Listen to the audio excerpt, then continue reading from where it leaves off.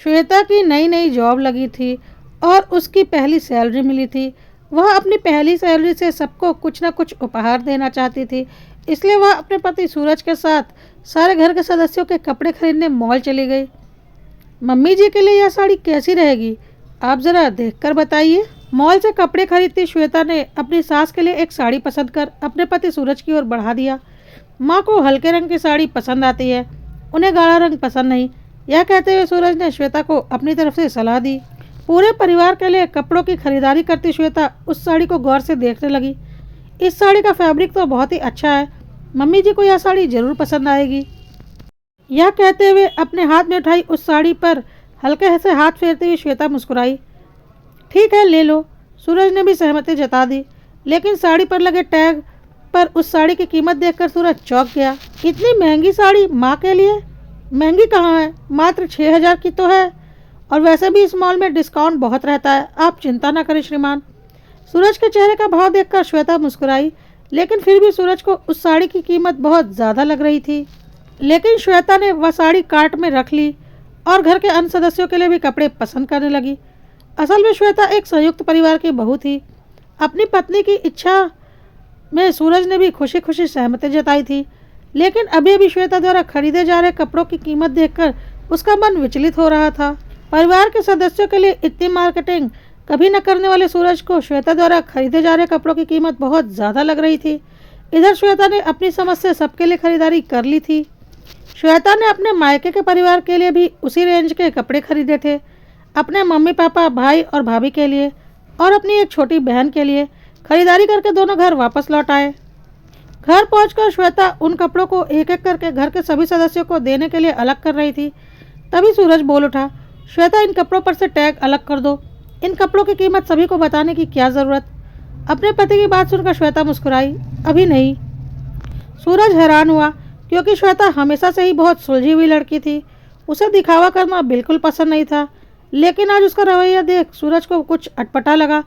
लेकिन वह श्वेता के साथ कलह करना नहीं चाहता था, लेकिन फिर से एक बार अनुरोध कर बैठा, टैग में क्या रखा है श्वेता, प्लीज़ इसे हटा दो ना।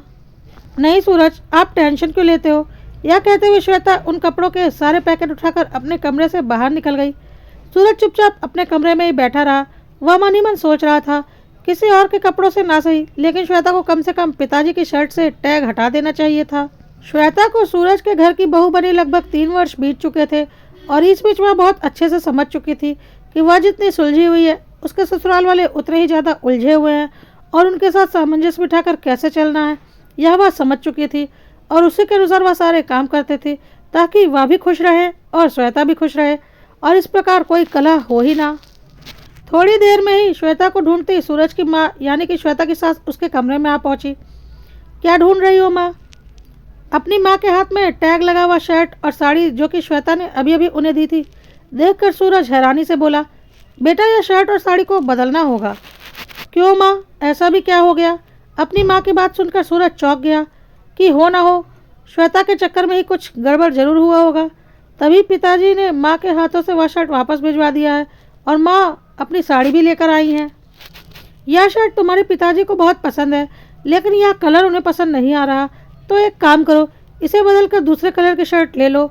और यह साड़ी तो बहुत ही सुंदर है, पर इस कलर की मेरे पास बहुत सी साड़ियाँ हैं, तो फिर से उसी कलर की साड़ी लेकर मैं क्या करूँगी, इसलिए इन्हें बदल देना ही सही रहेगा। तब तक श्वेता भी वहाँ आ पहुँची थी और उसने बोला, तो मम्मी जी फिर से मॉल जाने की क्या ज़रूरत है, वैसे भी मॉल बहुत दूर है, दोबारा जाकर आने में बहुत वक्त लग जाएगा। जो शर्ट मैंने अपने पापा के लिए ली है वह मैं पापा जी को दे देती हूँ और यह शर्ट अपने पापा को दे दूँगी। यही तो चाहती थी सूरज की माँ, क्योंकि उनके मन में यही बात बैठी हुई थी कि श्वेता अपने पापा और अपने घर वालों के लिए सारे महंगे कपड़े लिए होंगे। श्वेता ने चुपचाप अपने पापा की शर्ट निकालकर सूरज के पापा के लिए दे दिया और श्वेता की सास ने सबसे पहले प्राइस टैग पर नज़र डाली, जो कि लगभग सूरज के पापा के लिए ली गई शर्ट से कुछ कम ही थी। अब उन्हें लग रहा था कि उन्होंने शर्ट क्यों बदली। अब तक तो उन्हें लग रहा था कि महंगी शर्ट श्वेता ने अपने पापा के लिए रखी होगी, और फिर श्वेता ने अपनी मम्मी के लिए जो साड़ी ली थी वह भी निकाल कर सास को दे दी और बोली, यह कलर तो आपको पसंद आएगा ही, क्योंकि इस कलर की तो एक भी साड़ी मेरे ख्याल से आपके पास नहीं है। फिर उसी प्रकार सास ने सबसे पहले साड़ी का प्राइस टैग देखा, जो कि उनकी साड़ी से 500 रुपये कम ही था, लेकिन अब वह क्या कर सकती थी। उन्होंने पहले ही अपनी साड़ी को नापसंद कर दिया था। मजबूरन उन्हें दूसरी वाली साड़ी लेनी ही पड़ी। इधर श्वेता की सास सोच रही थी कि यहाँ तो लेने के देने पड़ गए। श्वेता ने तो हमें पहले ही अपने मम्मी पापा से महंगे वाले कपड़े दिए थे और मैंने अपनी गलती से खुद ही उन्हें बदल दिया। श्वेता की सास अपने छोटे बेटे और बेटी को भी सिखा कर आई थी कि कुछ देर में कोई ना कोई बहाना बनाकर कपड़ों को नापसंद कर देना और भाभी की बहन और भैया के लिए जो कपड़े लाए गए हैं उनसे बदलवा लेना। लेकिन अब उन्हें ऐसा लग रहा था कि जल्दी से जल्दी दोनों बच्चों को ऐसा करने से मना कर दे, नहीं तो जो नुकसान उनका हुआ है वही नुकसान उनके दोनों बच्चों का भी हो जाएगा। श्वेता के चेहरे पर मुस्कान थी और अपने पत्नी की समझदारी देखकर सूरज भी हैरान था। अब तक अपनी पत्नी के समझदारी पर शक कर रहा सूरज भी श्वेता की समझदारी का लोहा मान गया और मुस्कुराए बिना नहीं रह सका।